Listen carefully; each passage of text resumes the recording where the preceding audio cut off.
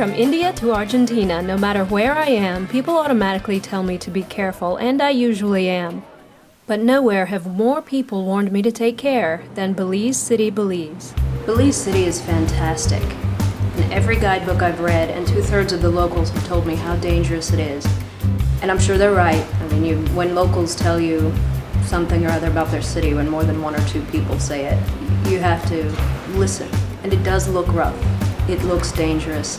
It's dirty. The infrastructure here has largely been neglected in much of the city center.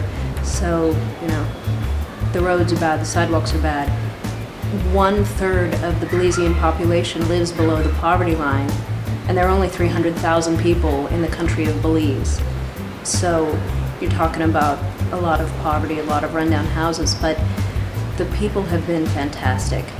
Though most of them were surprised to learn I was staying in the unsightly transit hub of the country for more than 24 hours. I think it's worth experiencing just the day-to-day pace of life here and the day-to-day culture here without getting stuck in, the big multinational corporate hotels, or just coming in for 6 hours, staying in the tourist zone, and then going back out to your cruise ship. It's really worth getting to know some of these people and just having a conversation with a local. My first conversation was with Emmanuel, the cab driver I hired for several trips. What advice would you give to people traveling through Belize on their own?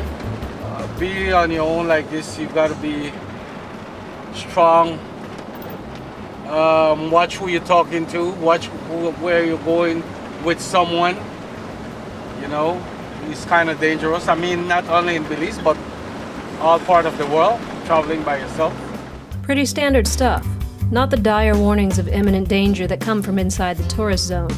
Much of the crime here comes in two forms: gang and drug-related violence that rarely affects travelers, and petty crime like pickpocketing near the edges of the tourist zone. But let's deal with the elephant in the room. When you're traveling alone as a female, you're going to have very different encounters than men who travel alone. That's just how it is. If you're a female traveling alone, you have to be prepared to be approached by men. It almost doesn't matter where you are. Now, I've never been threatened, I've never been hurt, I've never been attacked, I've never even felt remotely in danger. But I have a much higher tolerance for men approaching me than some women do, and I understand that. And yeah, I've been chatted up, or I've had a couple of guys try to come up and talk and be a little too friendly, a little too close. Like this guy on Swing Bridge, a spot that's said to be pickpocket central. But it's nothing I can't back away from, or politely but firmly tell him to back off. The thing is, for every guy that gets a bit too forward, there are 3 like Dennis, another cabbie that approached me to talk while I was waiting on a water taxi. I work at the Kikaka water taxi for 13 years as a cab driver and do tours. Yeah. Do you live in Belize City? Born and raised here, 100% Belizean. In the city itself? In the city. I told him how people had presented his city to me. What is it really like? Well, Belize City, like any other country, if you mess with the wrong people, then the wrong thing's going to happen. You don't want to do drugs and hang up with a drugs dealer because they are the criminals. If you deal with normal people, you're in good hands. We're very nice over here. The truth is, interacting with strangers like Emmanuel and Dennis is one of the best safety tools I have.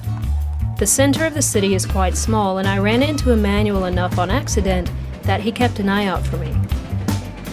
So, whether you're male or female, here's my advice.